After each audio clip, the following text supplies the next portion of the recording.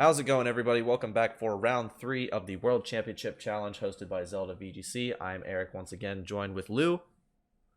What is up, everybody? And going into our round 3 match, we have Serapis, aka Jeremy Rodrigues, versus Radium. And looking at team preview here, we've got ourselves a pretty standard question mark matchup. Yeah, I mean, you could say it's one of these teams is the definition of standard for VGC 2019 Ultra Series. The other one that Radium is running is the definition of standard from VGC 2016. We have the return of Big Six. Zern Groudon Big Six from 2016 versus Zern Groudon, quote unquote, Big Six from 2019. Super interesting to see how this is going to match up.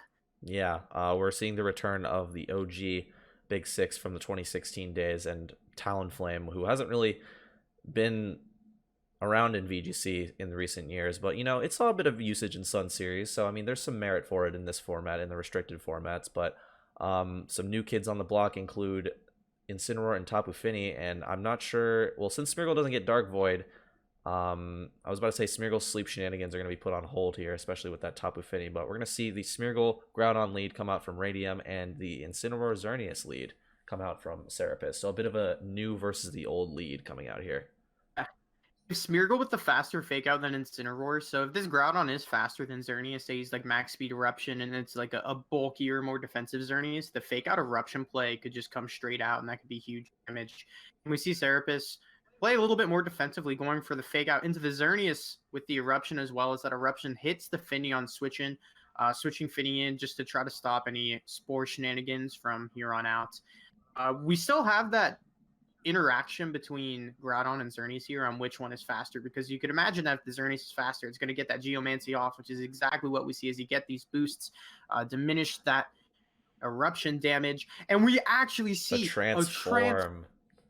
Radium taking advantage of the passive play from Serapis, but Icy Wind also coming off, granting the speed boost to Serapis there. So Serapis probably still in a better position here, though definitely interesting plays from Radium. Yeah, especially after the Icy Wind there. But, Transform is something you don't really see on Smeargle nowadays. We definitely have a lot more cute tech moves to put on Smeargle, but Transform is definitely a really fun option, especially with your own Xerneas, but it's also a way to punish opposing Xerneas, as the Xerneas on Radium's side going to go for the Dazzling Gleam to knock out Fini, as we're going to see the Roar on Groudon. So this Groudon has shown Eruption and Roar, which is pretty interesting considering the special Groudons usually like to have another bit of coverage. So I'm assuming the other move is likely Earth Power, but I mean, I don't know. This team is coming completely out of left field, so it's hard to say. But we're going to see the Swords Dance come out from Serapis' Groudon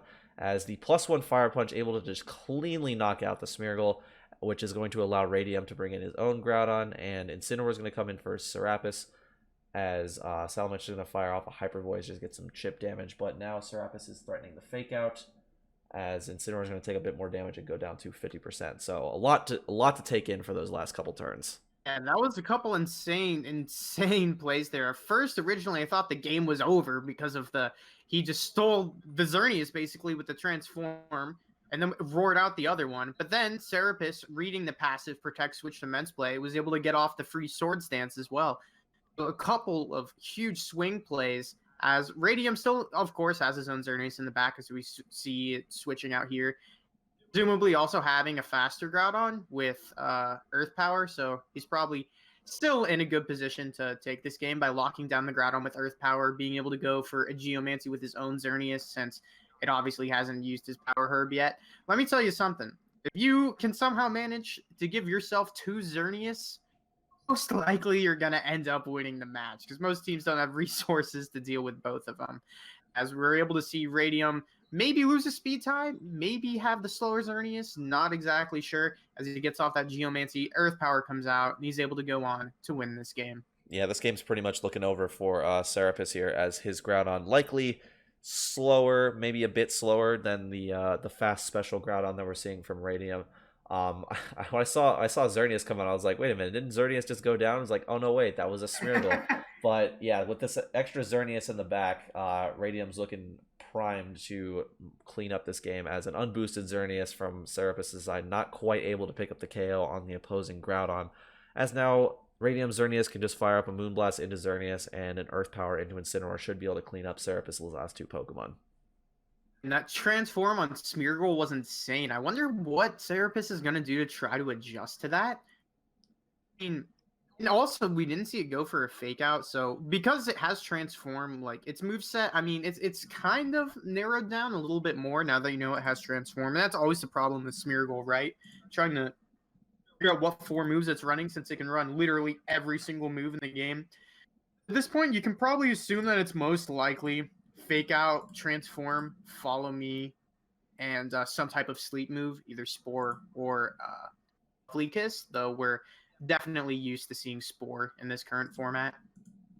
Yeah, definitely transform is going to be a tough adjustment to make for Serapis here, as you know it's coming down to those Xerneas v Xerneas end games, or just the game plans in general, and you know, not being able to set up your opposing Xerneas with the threat of that transform Smeargle is definitely going to be a huge roadblock for Serapis going into game 2. But I think we could probably see some counterplay in the form of his Finny that he hopefully keeps around for a little bit longer this game, as that is an option in order to get rid of some opposing Xerneas boosts.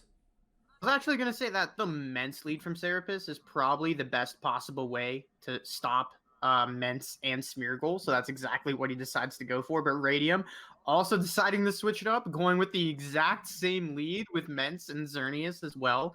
So we have almost an exact mirror here.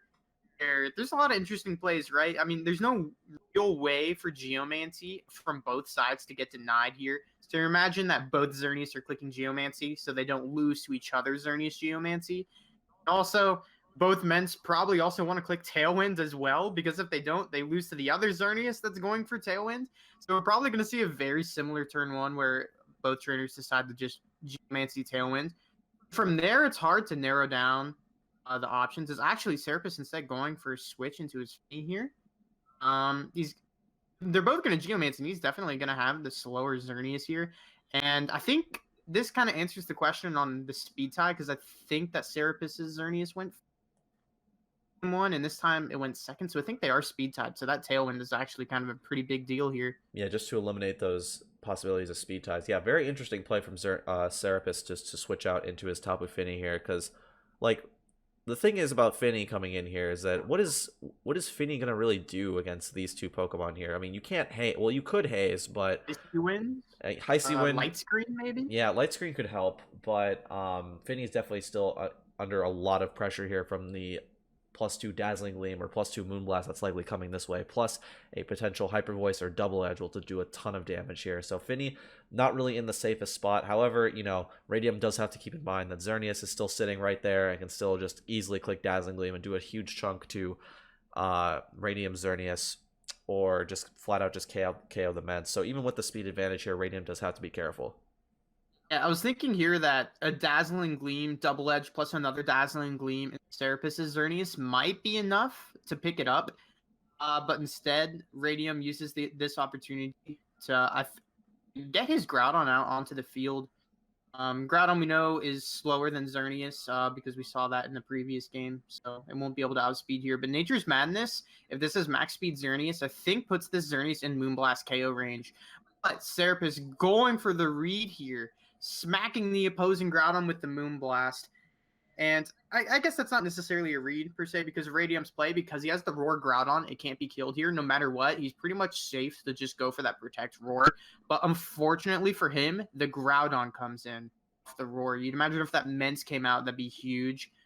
Because he'd obviously be able to still have his Xerneas in pretty good position. But now I mean, it's still not a bad position, right? Because, you know, he has the faster Groudon. He also has a boosted Xerneas. But the question here is, how much work is this Light Screen going to do for helping this Groudon get off an attack? Yeah, that Moonblast is going to be able to knock out that Tapu Fini. And I was about to say that Serapis might have the edge here with the physical Groudon, as you see the Fire Punch is able to knock out the opposing Xerneas. But now, without the Tailwind... Hello to Salamence. Yeah, Salamence kind of just comes in now, and now with the possible of matching tailwinds here, I think Radium is going to come out on top of that trade because, as we've seen, that he already has the faster Groudon, and even with Light Screen up, another Earth Power will be able to pick up this Groudon. And Salamence, I mean, Hyper Voice is always still an option, but I think definitely Radium is in the better position here. See, the thing here is that Radium's Groudon can get killed by Serapis' Salamence, so it can just knock it out and stop the Earth Power from hitting Serapis' Groudon. So you would imagine you want to set Tailwind up if you're Radium here. But if you set up Tailwind, then Serapis could also set up Tailwind, which is exactly what we see. But he makes the correct play by going for Tailwind and Earth Power at the same time, because no matter what happens, those plays can't be denied at the same time, right? Because if you double edge the Groudon, then you get the Tailwind up. If you Tailwind, then you get the Earth Power off. Yeah, we're going to see Groudon go down here on Radium's side, and judging by, let's see, so now all Radium has left is Smeargle and Salamence, and I did previously say that Radium is in a good position here, but now reconsidering his placement here with only Salamence being able to really do any damage here, and plus with the Light Screen up, pretty much mitigating any work that Hyper Voice is going to be doing here, I think Serapis is probably sitting pretty well right now. The huge turn that really changed the course of that game was getting the Groudon in for free. Because by getting the Groudon in for free, wait. I take it back. Because the Groudon getting in for free didn't matter in the end. What actually mattered was actually that switch to picking up that Light Screen, making sure that able to tank as many attacks as possible. Because the Light Screen made it so that in order for Radium to kill Serapis's Tapu Fini, he couldn't click Dazzling Gleam. He had to Moonblast it. Because he had to Moonblast the Fini to kill it, that gave Groudon the ability to also, live the Earth Power without any other attacks from Xerneas coming into it, and allowed it to get off the Fire Punch that killed Radium Xerneas, which allowed his own Xerneas and Mence in return to clean through. Because once the Xerneas goes down, there's no real way to stop Mence and Xerneas next to each other at the same time. Yeah, definitely Fini was able to put in a ton of work there with that Light Screen, and yeah, definitely keeping Fini around was a good play from Serapis. And even though that, Radium was able to have the speed advantage for most of the game, just the tankiness of Serapis's team was able to help him in the end game here. But going to game 3, I'm interested to see what kind of adjustments, if there are any adjustments, will be coming out from both of these players. We saw them lead identical leads in game 2. I wonder if, these players are thinking like, that lead wasn't horrible, but, maybe if I lead the same thing, I could play better with it, or I could try something completely different. So I'm interested to see what happens here, as we're going to see the Xerneas Salamence lead once again come out from Radium, as Serapis is going to go for the Groudon Tapu Fini lead, a very, very common lead for these kinds of teams, as Tapu Fini, has the options for speed control, has some damage output with Nature's Madness, and has the ability to once again set up that pivotal Light Screen. Turn 1 here, this Groudon probably isn't threatening too much damage using Xerneas. But Xerneas is in this weird position where it's not necessarily free to Geomancy, because Serapis does have the Haze option. But first, turn 1 Geomancy could be risky. However, if you Haze and don't get anything out of it, and just take a bunch of damage and the Xerneas doesn't Geomancy, then that's also not ideal as well, right? At the same time, if you want a Light Screen so that next turn you have the bulk to Haze, if this Mence just goes for a double edge into Fini in a Geomancy, and even if you do set up Light Screen, then you're in a position where you can kill the Fini before it gets off the Haze next turn because of the double edge damage. I'm interesting to see how Serapis tries to approach dealing with. Yeah, we saw how important Fini as an asset was in game 2, so I think definitely preserving it is the call here, as, Radium's just going to go straight for the damage output into that Fini, and the double up is actually able to get the knockout, as this allows a free Swords Dance for Groudon. However, it comes at the cost of Tapu Fini, which was, as I've been reiterating, has been a very, very valuable asset for Serapis here. But, I mean, Serapis is able to get in Xerneas here, but the Geomancy setup remains risky for both parties. Yeah, and because if you Geomancy if Radium goes for Geomancy, right, a double up from Groudon Xerneas, probably able to kill it. I think the Xerneas are speed tied as well. From Serapis' side, if you go for a Geomancy on Xerneas, the same thing can happen with the double-edged Moonblast. But if you're Serapis, you're actually kind of really pressured to deal with this Mence here.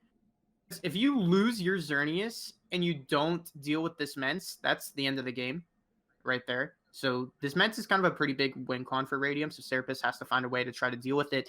And he goes through the double edge into the Xerneas and gets that Dazzling Gleam off, and it's able to go down. Radium choosing to go for the Geomancy, probably going to get bopped by a Fire Punch here, as now Serapis in...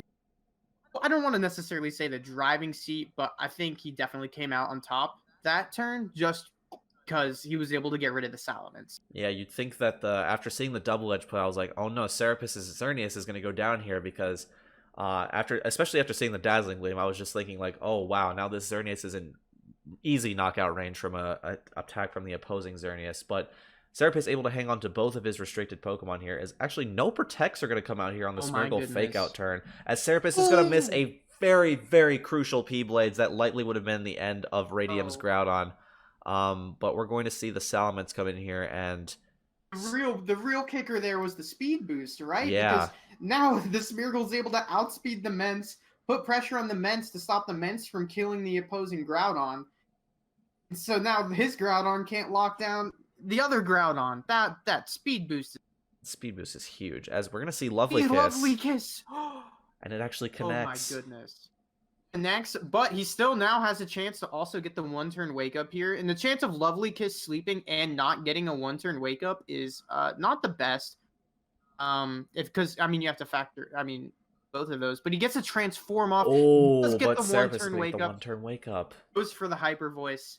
And that's going to be the end of the game. Serapis able to take it here. The key turn there in that match really was getting rid of the opposing Salamence, because you imagine if that Salamence doesn't go down on that turn, say he just goes for a Geomancy with his own Xerneas instead of just straight up going for the attack, and Serapis really doesn't have a way to come back and win that game. But getting rid of the Mence, hugely important.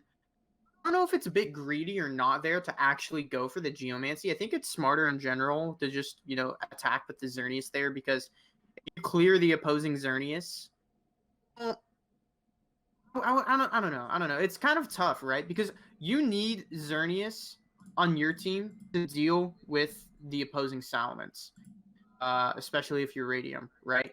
Because without your Xerneas, it's very difficult to deal with the opposing Mence.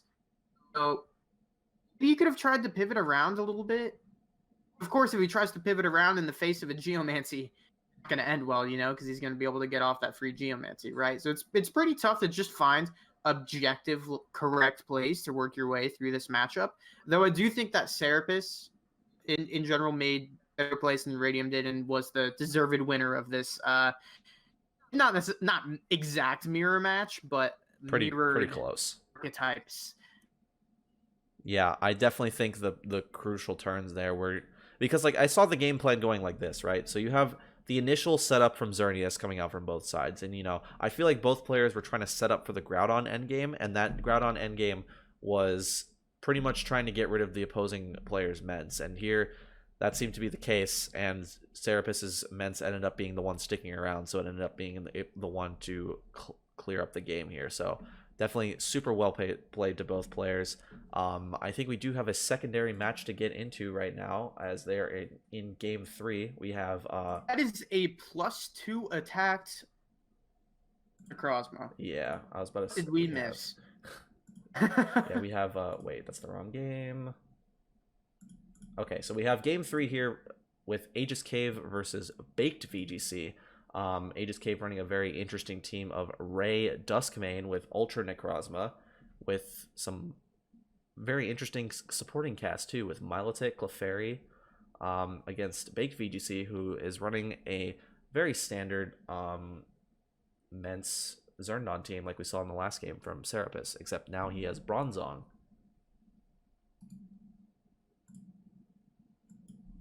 I'm trying to just reason through this. My head is like malfunctioning. My brain isn't working properly. I don't think I've ever really seen a Swords Dance Ultra Necrozma outside of the 1200s and Showdown Ladder. But clearly, Aegis Cave is able to find a way to make it work, as he's undefeated so far in this tour, and is now sitting in a position boosted and with redirection support for it, as he goes for this Photon Geyser, and that is a smack, and a heal pulse going off to get this Necrozma back to close. I mean, not full health, respectable health, and still with the follow me support available, really able to follow me any potential gyro balls from this Bronzong. Misty Terrain up, so I mean Hypnosis isn't really a threat. It's able to Rage Powder. Necrozma bulky enough to take a Precipice Blades, able to get off another attack in this scenario. The Clefairy might go down here, but if Aegis Cave wants to play it safely, he try to protect his Necrozma and switch into Incineroar instead, straight for that heal pulse. As the P-Blades comes out, but the skill swap makes Clefairy dodge the P-Blade at the same time, able to take the Friend Guard onto his own Bronzong. Interesting plays all around coming out here. Yeah, that skill swap play is very clever to take away Clefairy's Friend Guard. Now, Necrozma looking a lot more vulnerable. However, Clefairy still can just kind of click the Heal Pulse button here and just bring Necrozma all the way back to full health. But obviously, if that play comes out... Did the Clefairy underspeed? Did the Clefairy underspeed Bronzong last turn? Because I think Bronzong's faster. Maybe? Slower here. Or faster in Trick Room. Because he actually skill swapped that Friend Guard, this combination of P-Blades Gyro Ball might be able to KO. I can't quite remember. I can't remember. But anyways, we see the switch probably showing that the Clefairy... Yeah, Clefairy was slower. Yeah. And so he's able to just spam the Heal Pulse, Photon Geyser into the Groudon slot just to be able to lock down any possible options. Xerneas coming out here is a little bit threatening, right? As Xerneas is presumably slower than this Necrozma. He wants to try to protect, switch to Incineroar to try to stay safe.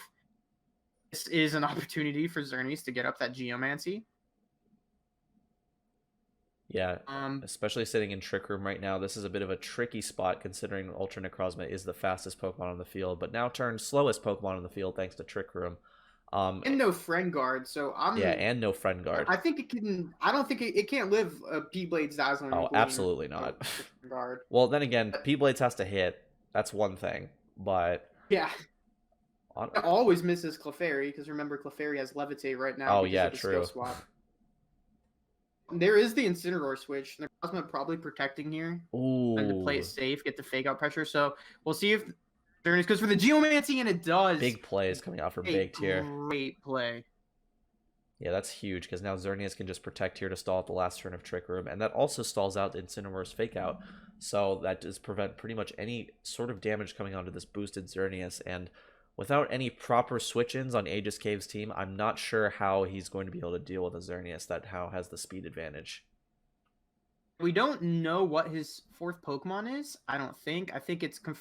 We've seen Necrozma, we've seen Clefairy, we've seen Incineroar, but if he does have the Crobat back there, and the Xerneas protects, he could switch into the Crobat to try and get off a potential haze. So it might want to just protect the Xerneas here and try to use his Groudon to cover that potential Crobat switch. However, yeah, this is a very, very interesting spot here because definitely some plays can be made from both sides in order to improve the other one's position. But this +2 Xerneas definitely looking very, very scary. So Aegis is going to have to play very carefully around this +2 Xern, as we're just going to see the double protect coming out from Baked here to safely stall out the last turn of Trick Room. And, I was saying Trick Room was kind of a burden on Ultra Necro earlier, but, I mean, now I think in the face of a +2 speed Xerneas, I think you'd much rather have the Trick Room than without the Trick Room. As, definitely. Yeah, without any switch-ups here, I think, Aegis's 2 right now are just so vulnerable to Xerneas, as I think just a Dazzling Gleam will be able to pick up both of them now. Groudon, can kind of just chill out. Doesn't really have to do much here. But, yeah, as we see this Dazzling Gleam able to pick up the knockout. As Xerneas is still sitting at full health here against an Ultra Necrozma and what appears to be... it's still Aegis... Clawza, Clefairy, I think, are probably going to be the last two that are sitting in the back. You can imagine that there's no way that Aegis Cave isn't coming into this matchup with both of his restricted mons, especially how good for Clawza is against opposing Groudon, right? Ironically enough, he probably his only out there was to have Crobat is sitting in the back, so that he's able to deal with the Xerneas. Also, I think he's running he has to be running the base form of Necrozma. That's Necrozma Duskmane. because that's the only way I can have like Sword Stance and Sun Steel Strike. So that's probably one of the also the main checks that he tries to deal with opposing Xerneas with. Already used his Ultra Burst. He's got no resists anymore on his team other than that Crobat, which probably wasn't going to be coming here given the Pokemon that we had already seen. And that wraps up this match with Baked VGC coming out on top with that incredible Geomancy play in Trick Room. Yeah, that Geomancy was huge game 3, as Ultra Necro seemed to be just kind of cleaning through, even under Trick Room. But then once Xerneas came in, and once it was able to set up that Geomancy on the last couple turns of Trick Room and just easily protect to stall it out, yeah, I mean, Aegis, you know, like you said, once he Ultra Burst with that Necrozma, not having the Dusk Mane to resist Xerneas' hits, it kind of just leads Xerneas the ability to just sweep through the rest, and without Crobat in the back, there's no way for him to remove the boosts. Therefore, Xerneas remain. If he did have Crobat in the back, if he was able to remove those boosts, I think Aegis would have been able to come back, because then that leaves. Well, I mean, that does eliminate the Swords Dance boost on Necrozma, but I definitely take that. Yeah, you'll definitely Otherwise, take that. I mean, you can't deal with the Xerneas. But even then, after you get the haze off, it's still kind of rough to come back in that matchup, because that means you don't have your Rayquaza dealing with the opposing on, even though at low health probably becomes a little bit more difficult. Mainly because you have to deal with the Rayquaza and the Xerneas, right? And all you have is an Ultra Necrozma to do it with. So if you're dealing with the Xerneas with the Ultra Necrozma, then you're not dealing with the Groudon. If you're dealing with the Groudon, you're not dealing with the Xerneas. Yeah, I think you'll definitely take the no boosts in order to not get swept by just clicking Dazzling Gleam twice. But you know, you still lose the boost on the Necrozma, which makes KOing Xerneas a bit more awkward, because I'm pretty sure Sunsteel Strike doesn't turn into a one hit KO even with Ultra Necrozma. So just a rough position there for Aegis in the end game. Xerneas, as we've been seeing in pretty much all the games so far, very, very scary Pokemon to deal with indeed, and that's why it's one of the best out there. Gotta give props though to Aegis Cave, because that's probably one of the more interesting teams that I've seen in this entire format, right? I don't think we've really seen many Ray Ultra Necrozma combos, if any, especially Ultra Necrozma that's physical Sword Stance being run with, you know, Clefairy support and Incineroar support. Clefairy is also another mon that in this format I think has been very, very underused. I think we saw a little bit of usage from it in Sun Series. We hadn't seen much of it at all in Ultra, and it's one of those underrated mons that has so much utility, right? Like, it has Follow Me, and it has the Pulse support, it has Encore support, it has After You potential in Trick Room. It has Friend Guard, so you can have so many cool calcs, make your bulk and make your EV investments go a lot farther than you actually could, and come up with some really insane calcs. So I'm glad to see that it's getting some usage, but in this matchup, Baked had the plays, had the reads to come out on top.